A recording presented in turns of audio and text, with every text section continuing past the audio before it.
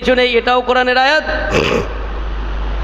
তাহলে এই পাঁচটা আদব করে আমরা পানি খাই। রাস্তায় যাচ্ছি, এখন দেখা যাচ্ছে সব থেকে থামস আপ বাদ গেল, 7 আপ বাদ দিয়েছি, কারণ চীন থেকে এসেছে বলে আমরা সেগুলো ইহুদিদের মাল, সেই জন্য আমরা এখন কি খাচ্ছি? ক্যাম্পা আর জিরে আর কি ম্যাঙ্গো, তাই তো, এইগুলো খাচ্ছি।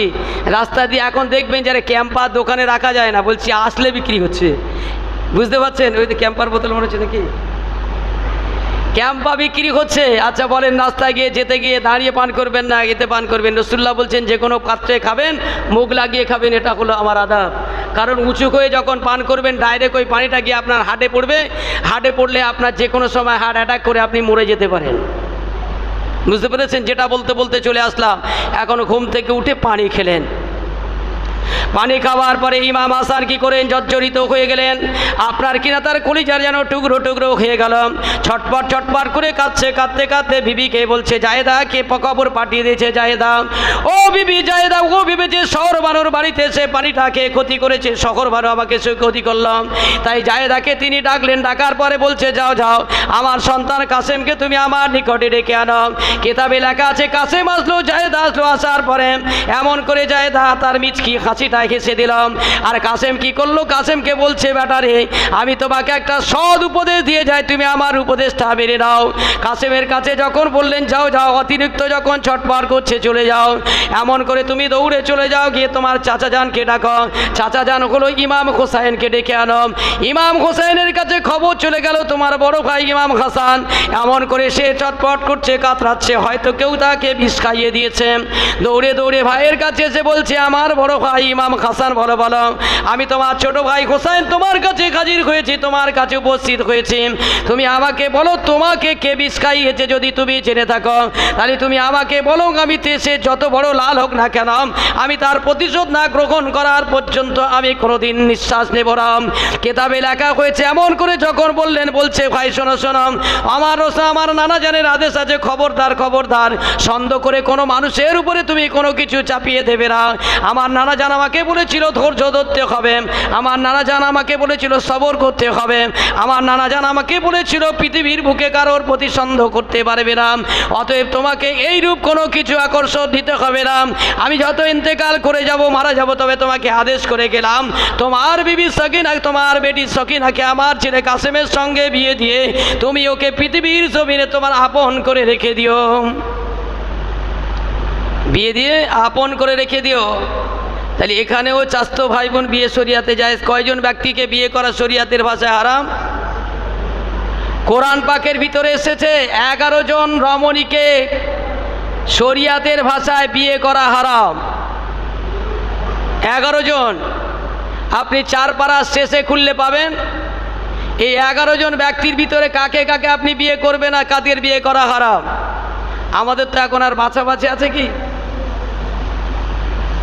11 জন ব্যক্তির ভিতরে আপনি তাদেরকে বিয়ে করতে পারবেন না, শরিয়াতের ভাষায় তাদেরকে হারাম করা হয়েছে। সেই 11 জন ব্যক্তি, 1 নাম্বার হলো আপনার কিনা মা, 2 নাম্বার হলো খালা, 3 নানি, দাদি, বোন, নিজের মেয়ে, বোনের মেয়ে, মেয়ের মেয়ে, বুঝতে পারছেন? ফুপি, ঝিমা যাকে বলা হয়, এদেরকে এইভাবে আপনি তাদেরকে বিয়ে করতে। সহোদর মানে যেটা আপনার দুধ মা বলা হয়, দুধ বেটি, একে আপনি বিয়ে করতে পারবেন না। আর ওই দুধ ভাইয়ের ছেলের মেয়েকে বিয়ে করতে পারবেন না। এইভাবে 11 জন ব্যক্তিকে শরিয়াতের পরিভাষায় বিয়ে করা হারাম আছে। কিন্তু উনি বলে গেলেন যে ভাই আমার এই ছেলের সঙ্গে তোমার ওই মেয়েটাকে বিয়ে দিও। এতে বোঝা গেল যে বিয়ে তখনকার জন্য ওইভাবে ভাই বোনের, চাস্তো ভাই বোনের বিয়ে শরিয়াতে জায়েজ ছিল, এখনও পর্যন্ত আছে। চাস্তো ভাই বোনের মধ্যে বিয়ে প্রচলন শরিয়াতের ভাষায় জায়েজ আছে। তাকে কি কারণে এবারে বিষ খাইয়ে দিয়েছে? উনি কতগুলো উপদেশ দিয়ে দিল। উনি তখন কি করলেন যে উপদেশ শোনার পরে বলছে, দেখো আমার মৃত্যুর পরে আমি তোমাকে এই খেলাফতটা তোমাকে আমি দিয়ে দিলাম, আমার মৃত্যুর পরে তুমি খেলাফতি করবে। কে? ছোট্ট ভাই হোসাইন। কেতাবিরা লিখছেন সে কোনোদিন এইভাবে রাজনীতি মানে ওই খলিফার খেলাফতের মধ্যে তিনি জড়িয়ে থাকতেন না, ছিলেন না। তিনি ছিলেন কেবলমাত্র সর্বদা আল্লাহ আল্লাহ করতেন। তিনি যখন ভাই যখন এ কথা বলে গেলেন তিনি দায়িত্ব নিয়ে নিলেন। কিন্তু সেই সময় খবর, সেই সময় মারওয়ান কি করলো? তাকে যুক্তি দিল। কাকে? মুআবিয়াকে যে তোমার ছেলেকে তুমি এই অবস্থায় যদি ওকে রাজা বা বাদশা যদি বানিয়ে না দিয়ে যেতে পারো তাহলে পরবর্তীতে কেউ আর মেনে নেবে না। এখন তুমি যখন আছো তুমি ওদেরকে তোমার ছেলেকে রাজা বানিয়ে সকল জায়গায় তুমি চিঠি করে দাও যে সবাই আমার ছেলের অধীনস্থ হয়ে যাও। এখন আর পৃথিবীতে আমার ছেলেকে আমি আমার পরে খলিফার পদটা দিয়ে দিলাম। এ কথা বুঝিয়ে বলার পরে তিনি ইন্তেকাল করলেন, মারা গেলেন। কে? ইয়াজিদের পিতা মুআবিয়া ইন্তেকাল করলেন, মারা গেল। মুআবিয়া যখন মারা গেল এ তখন বলছে দেখো আমি আজ থেকে যখন খলিফা হয়েছি তাহলে কঠোরভাবে ইসলামকে তিনি দূরে সরিয়ে দিলেন, কোরআনকে তিনি দূরে সরিয়ে দিলেন, কোরআনের হুকুমকে দূরে সরিয়ে দিলেন, হাদিসের হুকুমকে সরিয়ে দিলেন, সমস্ত ইসলাম তাকে দূরে সরিয়ে দিয়ে কেতাবিরা লিখছেন সে কী করছেন, তার রাজ দরবারে মদ পান করছেন, জুয়া থেকে শুরু করে মানে ব্যভিচারী যা কিছু ইসলাম বিরোধী কাজ সে করা শুরু করে দিয়েছে। সবার কাছে চিঠি পাঠিয়ে দিল, সবাই মানতে রাজি হলো, কিন্তু 5 জন ব্যক্তি তারা মানতে রাজি হলো না। সেই 5 জন ব্যক্তির নাম আপনাদের কাছে বললাম।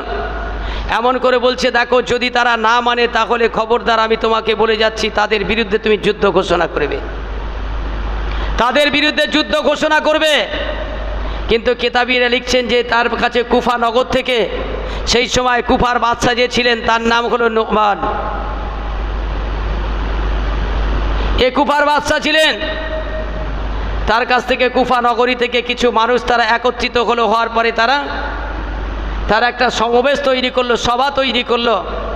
সভা তৈরি করে তারা বলছে দেখো যে আমরা ওই ইয়াজিদের স্বাধীনতাটা ইয়াজিদটাকে আমরা মেনে নিতে পারছি না, আমরা এখন থেকে আমাদের রাসূলুল্লাহ সাল্লাল্লাহু আলাইহি ওয়াসাল্লামের জামাতা হযরতে আলী কাররামুল্লাহ ওয়াজহুর সন্তান ইমাম হোসাইন তার প্রতি আমরা বিশ্বাস স্থাপন করব, তার প্রতি তাকে আমরা মানব, তাকে আমরা খলিফা বলে মেনে নিলাম বলে তারা একটা সভা করে একটা সুন্দর করে চিঠি লিখলেন। চিঠিটা লিখলেন কার কাছে? ইমাম হোসাইনের কাছে। ইমাম হোসাইনের কাছে চিঠিটা লিখে দিলেন।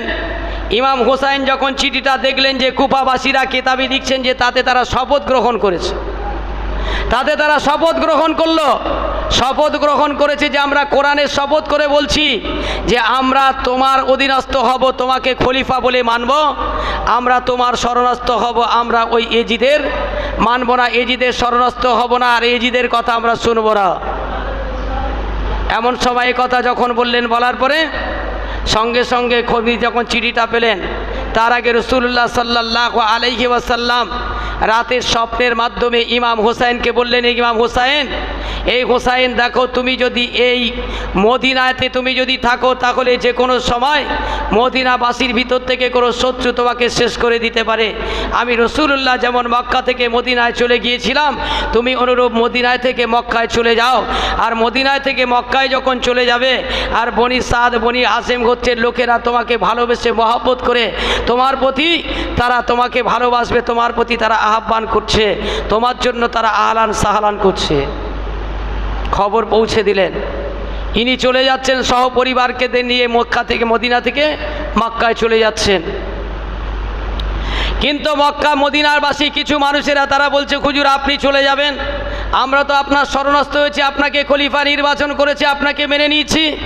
তা বলছে দেখো আমি রাতের বেলা স্বপ্ন দেখেছি, রাসূলুল্লাহ নিজে আমাকে স্বপ্ন দেখিয়ে দিয়েছে আমার নানা যান যে আমাকে এখানে থাকলে হবে না, আবার চলে যেতে হবে, মদিনা থেকে মক্কায় চলে যেতে হবে। মদিনা থেকে মক্কায় 950 কিলোমিটারের রাস্তা আছে। যারা হাজিরা হজ করতে যায় গিয়েছেন এখান থেকে তারা সর্বপ্রথম কোথায় যায়? মক্কায় চলে যায়, তারপর ওখান থেকে মদিনায় আসে। ওখানে আপনার কিনা 8 দিন 5 ওয়াক্ত নামাজ 40 রাকাত নামাজ পড়তে হয়, 5 ওয়াক্ত নামাজ জামাতের সঙ্গে পড়তে হয়, সেটাকে 8 দিন বলা হয়েছে 50-40 নামাজ পড়ার পরে তারপরে তারা আবার ফিরে আসে মদিনায়। তাহলে এই মদিনায় থেকে যাচ্ছেন কোথায়? মক্কায় চলে গেলেন। মক্কার মানুষেরা তাকে পেয়ে খুবই আনন্দিত হলো, আনন্দিত হয়ে বলছে হুজুর আমরা যেন এখানে প্রাণ পেয়েছি, আপনি এসেছেন, আমরা আপনার অধীনস্থ হব, আপনাকে স্বীকার করব, আপনার প্রতি আমরা বিশ্বাস করব, আপনি যেটা বলবেন সেটা মানব, আমরা ইয়াজিদের স্বাধীনতা মেনে নিতে পারি না। রাগ হবে না? রেগে গেলেন। রেগে যাওয়ার পরে ওখান থেকে চিঠি কুফাবাসীরা যখন পাঠিয়ে দিয়েছে, দেখেন হুজুর আপনি আমাদের কাছে আসেন, আমরাও আপনার কিনা আপনাকে স্মরণ করব, আপনার শরণার্থকে মেনে নেব, আপনার অধীনস্থটাকে মেনে নেব, আপনাকে খলিফা বলে মানব, আমরা এজিদকে খলিফা বলে মানতে রাজি নয়। কারণ যে গদিতে যে শাসনে যে খলিফা হয়েছিল, যেখানে যে সিংহাসনে বসেছিল হজরতে আলী, যে সিংহাসনে বসেছিল হজরতে ওমর, যে সিংহাসনে বসেছিল হজরতে আপনার কিনা উসমান গনি, যে সিংহাসনে বসেছিল হজরতে আলী, যে সিংহাসনে বসেছিল ইমাম হাসান, সেই সিংহাসনে আজকের মদ পান হচ্ছে, সেই সিংহাসনে আজকের আপনার কিনা কোরআনের বরখেলাপি কাজ হচ্ছে। অতএব আমরা এটা মেনে নিতে রাজি নয়।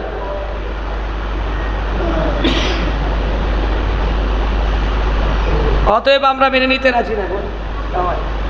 তাহলে তিনি মক্কায় থেকে মদিনা থেকে মক্কায় চলে গেলেন। মক্কায় চলে যাওয়ার পরে কুফাবাসীরা যখন তাকে চিঠি পাঠিয়েছেন, দেখার পরে বলছে, দেখো কুফাবাসীরা আমার কাছে চিঠি পাঠিয়েছেন, কিন্তু আবদুল্লাহ ইবনে জোবায়ের বললেন, দেখেন আপনার কাছে রসুল পাক সাল্লাল্লাহু আলাইহি সাল্লামের ইন্তেকালের পরে যখন হজরতে আলী কাররামুল্লাহ ওয়াজহু যখন খেলাফতটা করেছিলেন, তখন কিন্তু ওই কুফাবাসীরা অনেকগুলো ওয়াদা তারা খেলাপ করেছে। আর আপনি যখন তাদের কাছে যাবেন, তারা যে কোনো সময় ওয়াদা খেলাপ করবে, যে কোনো সময় ওয়াদা খেলাপ করবে, আপনার ওই কথাটা তারা রাখতে পারবে না। অতএব আপনি একটু ধৈর্য ধরেন।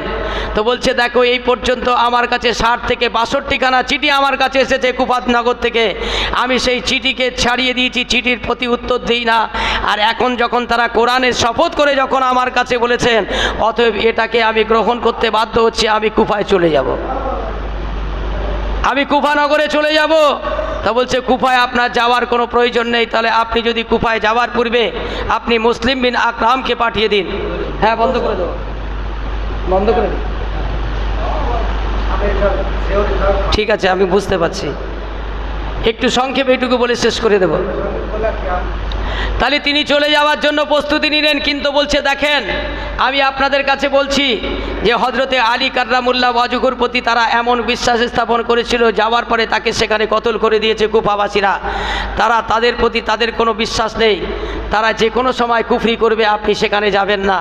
তবে আপনি যাওয়ার পূর্বে একটা সেখানে দরখাস্ত পাঠান, কি একজন ব্যক্তিকে আপনি পাঠিয়ে দেন। কেতাবিরা লিখছেন, মুসলিম বিন আকাম তিনি ছিলেন, মুসলিম বিন আকিল তিনি ছিলেন একজন জ্ঞানী সুপণ্ডিত ব্যক্তি।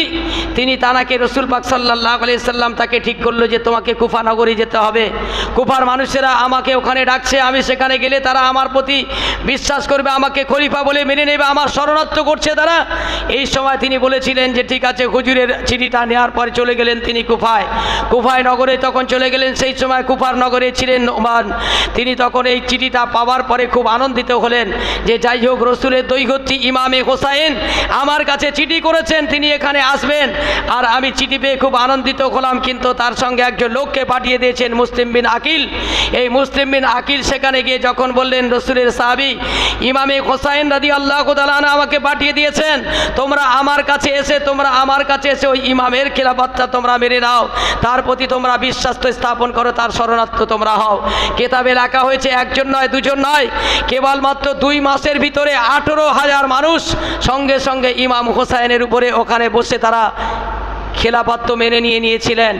ওই খবরটা পাওয়ার পরে একজন ব্যক্তি মানে যিনি ছিলেন আপনার কিনা এজিদের শরণার্থ, সে শোনার পরে দেখার পরে সে আশ্চর্য হয়ে সঙ্গে সঙ্গে একটা চিঠি লিখলেন, এজিদ এখন কুফা নগরে নৌমান তিনি এমন করে আপনার কিনা ইমাম হোসাইনের অধীনত্বটা মনে হয় মেনে নিয়েছে, তার একজন ব্যক্তিকে পাঠিয়েছে, যার নাম হলো মুসলিম বিন আকিল। এই আকিল এসে যখন কথা বলেছে, প্রত্যেক মানুষ তার কাছে এসে তার হাতে বায়েত হয়ে ইমাম হোসাইনের শরণার্থ হয়ে যাচ্ছে। উনি সঙ্গে সঙ্গে ওখান থেকে একটা চিঠি লিখে পাঠিয়ে দিলেন যে দেখো, তুমি আমার খাবে, আমার রাজদরবারে আমার কথা মেনে চলবে না, তুমি ইমাম হোসাইনের কথা মেনে চলবে। যদি এই রকম কোনো কিছু হয়, তাহলে আমি তোমাকে পদচ্যুত করতে বাধ্য হব। বুঝতে পারছেন? অনেক বড় ঘটনা আজকের দিনের, এ কারবালা প্রান্তরের বিশাল বড় ঘটনা হাদিস পাকের মধ্যে আছে। তাহলে এই হলো আমাদের পরিস্থিতি, যে যাকে উপকার করবে বলছে সেই তাকে ক্ষতি করবে, তাছাড়া অন্য কেউ কারোর ক্ষতি করতে পারবে না।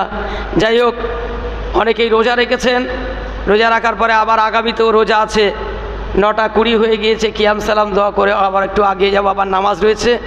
যাই হোক, যতটুকু বলেছি বলার ভিতরে সমূহ কিছুকে আপনারা ত্রুটি মার্জনা করবেন। আর আল্লাহ তাআলা রব্বুল আলামিন যেন আমাদের প্রত্যেকের শোনা বোঝার থেকে বেশি বেশি আমল করার তৌফিক দান করে, সকলে বলি আল্লাহুম্মা আমিন।